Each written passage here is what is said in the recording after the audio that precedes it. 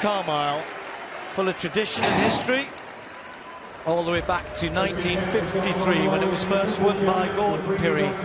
So many great British athletes have won it over the years, and I have to get my retaliation in first. I know I haven't before Brendan says it. There's some great runners won this one though, Steve. Derek Ibbotson, Murray Halberg, Kip Keino and Jim Ryan, Steve Ovett, Sebastian Coe, and in recent years Haile Gebrselassie, Hisham El Garouge. And this was the race when it was run in the White City. The crowd used to come to watch it. The crowd used to go to Crystal Palace, and here we've got an enormous crowd to watch the 64th running of this famous race, which was named after the editor of the News of the World, who was a big athletics fan. They supported athletics for many years, and this was a great race. Many historical athletes, and the history of British distance running and world distance running is unfurled through this event when you look at the results. For this one, two pacemakers in the orange vests, setting a really decent pace there, 57 through the first 400 metres.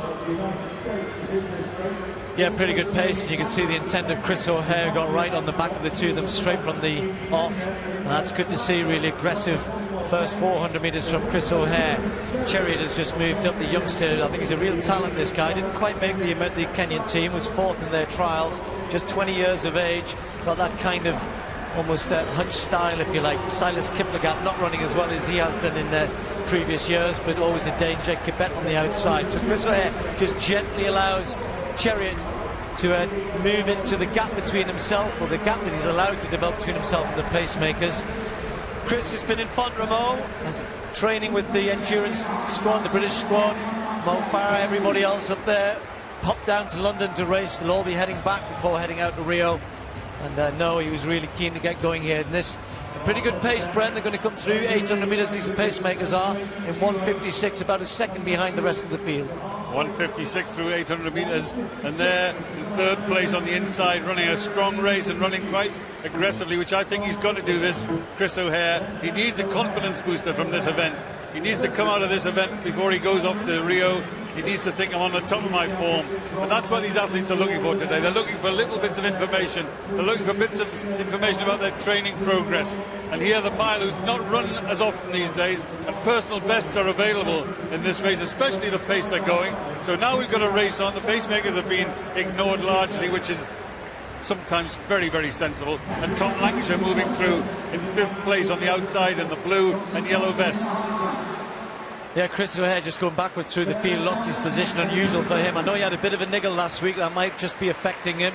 But Lee Emanuel very aggressively moving up. Tom Lancashire, Bayer coming on the outside. Jake Whiteman looking for a bit of room as Chris O'Hare really struggling now.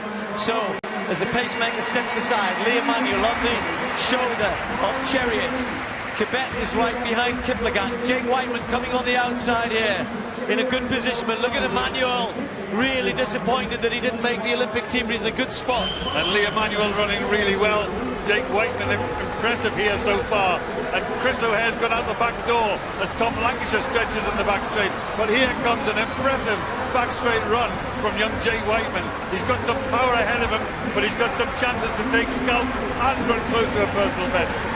Silas Kiplagat trying to hold off the youngster, Timothy Chariot. Kibet is there. Look at Jake Whiteman, just missed out on Olympic selection, trying to take on the Kenyans. It's a real scrap at the front here, and Kiplagat is there, but Kibet coming on the outside, but Kiplagat just finds a little bit extra. Can he last to the line? Kiplagat wins. Chariot gets second, Kibet third, Jake Whiteman fourth. The fast finishing Swede, Rogerstedt, in 5th place. 3:53.05. Great race at the front. Silas Kiplagat.